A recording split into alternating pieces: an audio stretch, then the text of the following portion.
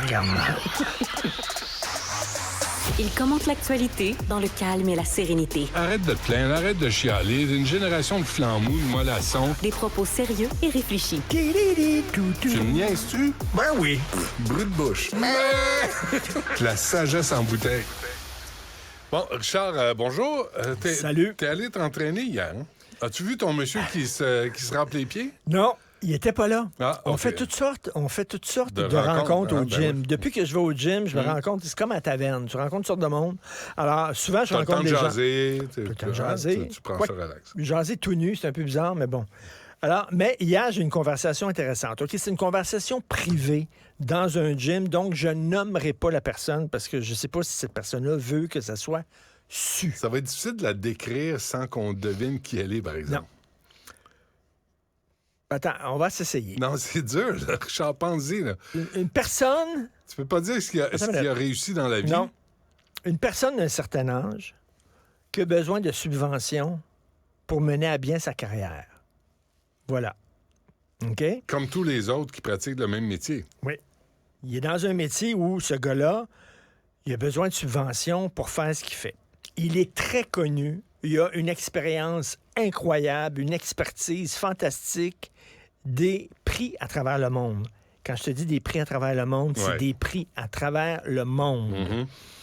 Alors, il me parle de son prochain projet qui va être fait en Europe. Il va être fait en Europe. Je dis, ouais, tu travailles en Europe. Il dit, qu'est-ce que tu veux? Il dit, je suis barré ici au Québec. Il dit, ça fait plusieurs refus que j'ai parce que je demande des subventions. Et on dit que, et je fit dans aucune case parce que je suis un homme blanc, hétérosexuel de plus de 60 ans. Et là, là, tu niaises pas, là. Là, c'est pas une caricature, non, c'est non, pas rien. c'est vrai. Il dit, mais là, c'est son prochain projet. Ouais, tu m'as dit c'est qui, puis... un gros projet là, en Europe. Il dit, j'aimerais ça, moi, travailler au Québec, faire des affaires au Québec. Je suis barré à cause de mon âge, de mon sexe, de la couleur de ma peau. Il peut pas avoir de financement. Il peut pas avoir de financement. Wow. Alors que, tu sais, ce genre de gars, ce genre de monsieur, quand tu rencontres, tu l'appelles monsieur. Parce que Christy, il a fait ses preuves, là. Il a fait ses preuves, tabarnak. Ouais. On est rendu là. Wow. On est rendu, le gars doit s'exiler. C'est dommage que tu puisses pas l'identifier. Et c'est pas Denis Arcand, je vous le dis, vous allez tout de suite penser à Denis Arcand. Mais Denis Arcand, s'il commençait aujourd'hui sa carrière, il ne pourra plus faire les films. Il ne pourra pas faire les films qu'il fait. Souviens-toi de l'entrevue que tu avais faite avec Jean-Claude Lard. C'est la même histoire. C'est la même affaire.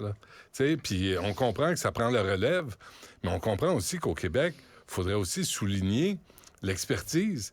Ceux et celles qui ont réussi. C'est correct, les jeunes pousses qui poussent, c'est parfait, mais tes vieux arbres... T'as pas besoin de les scier non plus, tes vieux arbres. T'as pas besoin de t'en débarrasser, de les laisser mourir. Ah ouais. Fait que lui, c'est un vieil arbre. Ouais. Puis on a décidé, lui, regarde, t'as fait ton temps, t'as eu tes prix, tout ça. Mais tu sais, il y a des gens qui continuent à être bons. C'est vrai qu'il y en a qui vieillissent mal, puis sont moins bons qu'ils étaient, puis tout ça. Puis on aimerait les tasser, c'est correct. Mais lui, il est en pleine, encore, ascension. Ça fonctionne, ces affaires. On ne dira pas, là, mais le film qu'il a produit, moi, je l'ai vu, là. Et je savais pas, je l'ai vu quand j'ai regardé le générique qu'il avait produit, ce film-là. Et j'en revenais pas. Et ça a gagné des prix. Puis, là, tu dis, ce gars-là, il est pas reçu dans les institutions de financement pour les films. Quoi? C'est extraordinaire. La personne qui dit non, là, c'est probablement un jeune qui n'a jamais vu ce qu'il a fait, ce gars-là, qui le connaît pas vraiment. Puis qui dit là, qui est là, puis qui est là, ah non, ben c'est quoi l'ange, c'est quoi, non. Il rentre pas dans les cases. Alors maintenant, ce sont des technocrates qui arrivent. Hey, on a un projet pour aider les minorités, c'est correct, mais est-ce que cette personne-là est compétente? Est-ce qu'elle est bonne? Est-ce qu'elle, tu sais, de là... Pourquoi déshabiller Jacques pour habiller Robert? Pourquoi dire on peut aider les femmes, les minorités, etc., sans nécessairement dire parce que t'en es pas une, t'es barré. Mais en même temps, là, je veux bien, là, Richard, là, puis j'ai été, moi, juge sur ces affaires-là à la SODEC, là, j'ai participé à ça, puis j'ai arrêté, puis j'ai vu comment ça fonctionnait. À un moment donné, les quotas, là, c'est comme les fictions, là. C'est des rôles, c'est des personnages, c'est des messages, c'est des histoires. C'est pas des quotas. T'as pas à rentrer des quotas. Non. T'as pas à voir, ça prend tant, puis ça prend un autre pourcentage aussi. Non, c'est des personnages qui vivent. Nous autres, ce qu'on a de la misère à faire au Québec, c'était d'intégrer toutes les communautés dans les histoires qu'on racontait, parce que souvent, ça se passait au début du siècle avec le curé qui allait dans le champ avec son petit banc, puis allait voir les chèvres, puis il lui murmurait à l'oreille. Tu sais, à un moment donné, ça suffit. Moi, les hosties d'histoire des pays d'en haut, là, je n'ai plein le cul. Je suis plus capable, tu sais. Alors, il y a eu une modernisation du cinéma au Québec, de la télé aussi. Ça veut dire qu'on inclut toutes les communautés.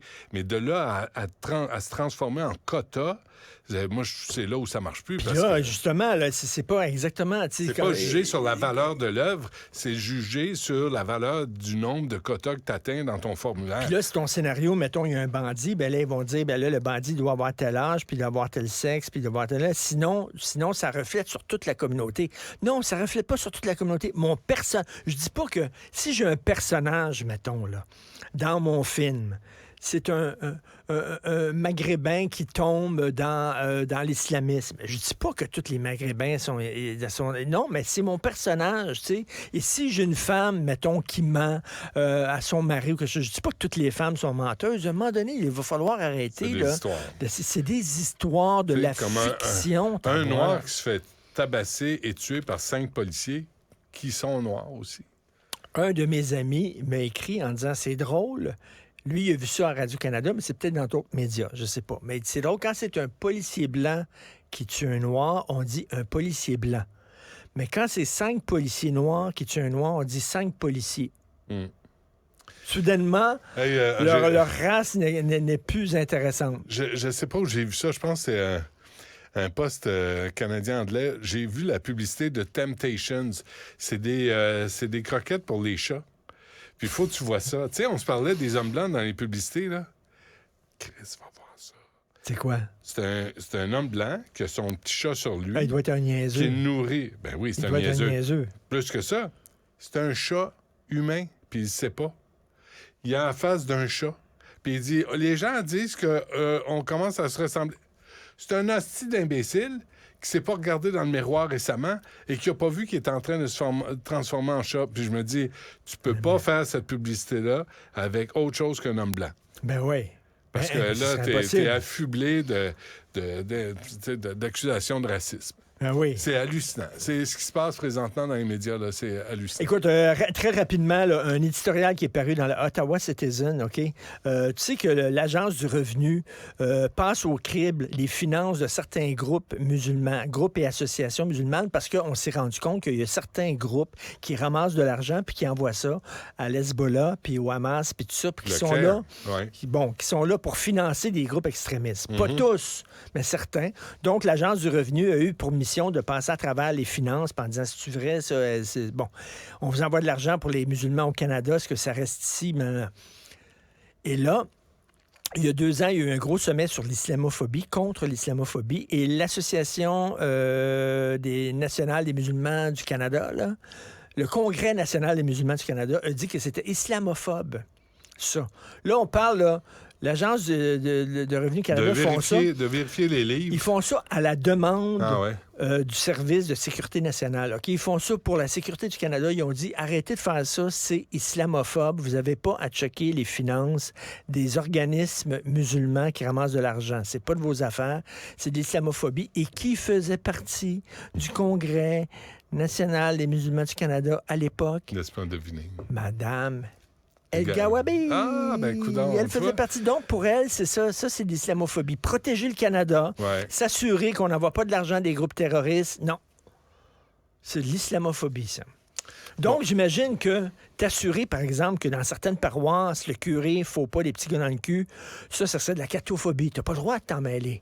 T'as pas le droit. C'est de la catophobie. Il faut le laisser tranquille. Mais t'as plus le droit d'enquêter, d'abord, là.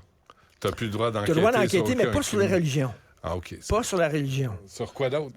Je sais pas. Parce que... Sur des hommes blancs de plus de 60 ans? Ben là, il faut les enquêter en Christie, les autres. Là. Ça, là, c'est quelque chose. À nu.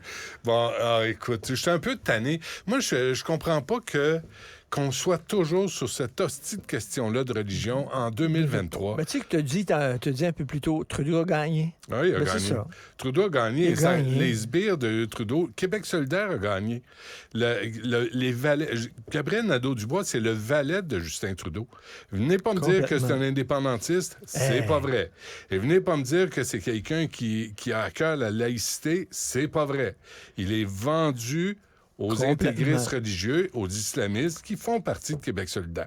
Fait que là, arrêtez avec ça. Là. Arrêtez d'imaginer. Puis les excuses de Mme El-Gawabi, là, je vais vous donner 175 000 raisons de faire des excuses. C'est 175 000 $. C'est son salaire. Moi, à ce prix-là, je m'excuserais même à toi, Richard. Juste te dire. Tu sais, tu vas dans un party, là, puis tu dis à, je sais pas, une femme qui est à côté de toi, « Hey, toi, ma grosse tâche! » Puis là, elle part à pleurer, tu dis, « Hein? Je t'ai fâché? » Mais quoi? Mes propos t'ont fâché? Tu sais, c'est ça qu'elle dit, là. Je n'avais pas mesuré l'impact que mes propos pouvaient avoir. Christy, tu nous as traité de raciste à de nombreuses reprises. Et combien de fois, là? Ouais? Combien de fois? Je savais pas que ça vous faisait de la peine. J'avais pas mesuré. Ben non. On aime ça, nous autres, se faire traiter de raciste. On danse la gigue quand ça arrive. Et Québec, tu vois, l'Assemblée nationale vote pour une motion pour dénoncer la nomination de cette femme-là, sauf Québec solidaire. Mais oui. En 2021, l'Ontario avait une vidéo éducative qui faisait le lien entre l'islamophobie et la loi 21. L'Assemblée nationale a voté en majorité contre cette vidéo-là, motion à l'Assemblée nationale, sauf Québec solidaire. À quatre pattes contre les extrémistes, devant les extrémistes religieux. À quatre pattes. Ben oui. Parce qu'ils ont peur de passer pour racistes. C'est méchant. Puis aujourd'hui, Gabriel Nadeau-Dubois vient nous faire la leçon. Lui, là, qui n'a jamais travaillé de sa vie, lui qui n'a jamais eu une crise de job de sa vie, là, à part faire des manifestations, puis faire payer son loyer par la FTQ, aujourd'hui, il vient nous faire la leçon. Puis on ne demande pas des démissions à tout vent, nous autres. Ah non?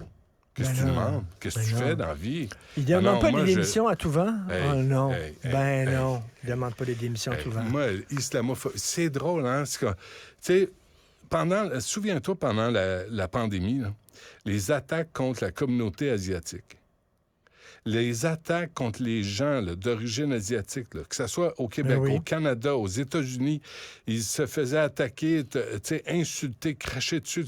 On se souvient de ça. Ils ne se la jouent pas en victime, là. Moi, j'en ai interviewé des gens, des Québécois, parce qu'on est tous Québécois, mais d'origine asiatique. Je les ai pas entendus entretenir ces événements-là. Est-ce qu'ils ont demandé qu'il y ait un commissaire spécial pour l'asiaphobie? Ben, tu sais, c'est la sinophobie, je sais pas. Tu sais, la phobie, c'est une peur irrationnelle, c'est une peur phobique. Mais moi, j'ai peur de la montée de l'islam. Mais savez-vous quoi? C'est pas une peur irrationnelle, c'est pas une peur phobique. C'est une peur qui est basée sur des faits. L'islam radical, lorsque ça gagne en popularité, c'est vraiment dangereux. C'est pas une peur phobique, là. Ouais. J'ai pas peur de l'islam comme j'ai peur des araignées. C'est pas la même affaire, c'est en toute connaissance de cause. Ouais. Puis on va pas accepter l'homophobie pour des raisons religieuses. Puis on va pas accepter que les petites filles aient moins de droits que les petits gars pour des raisons religieuses. Ben non. Mais Gabriel Nadeau-Dubois et sa gang de sbires, oui. Eux autres, oui. Hey, réveillés sur Québec solidaire. Tu sais, quand on disait là, les Juifs hassidiques qui ne voulaient pas se faire vacciner, puis qui faisaient des meetings en grand groupe, même si on leur disait de ne pas en faire pendant la pandémie, on les a critiqués. Est-ce que c'était de l'antisémitisme? Est-ce que c'était être contre les Juifs? Absolument pas. Est-ce que Jack Ledouab est sorti là-dessus? Non. Non, c'est ça. C'est ça la différence. Mais là, on se fait renflouer. Et bravo à Justin Trudeau, parce que pendant ce temps, on ne s'intéresse pas à McKinsey puis à son ami, qui n'est pas son ami, Dominic Barton, qui a eu un salaire, qui a offert ses services pour $1, mais que sa compagnie a eu 116 millions de contrats. J'ai pas son numéro de téléphone. Moi. J'ai jamais parlé. Crise de bullshit. Il a dit même, c'est qui ça, Justin Trudeau? C'est qui ça? Allô? Hey. Vous venez de vous connecter en direct sur Cube Radio? Pas de stress. Tout est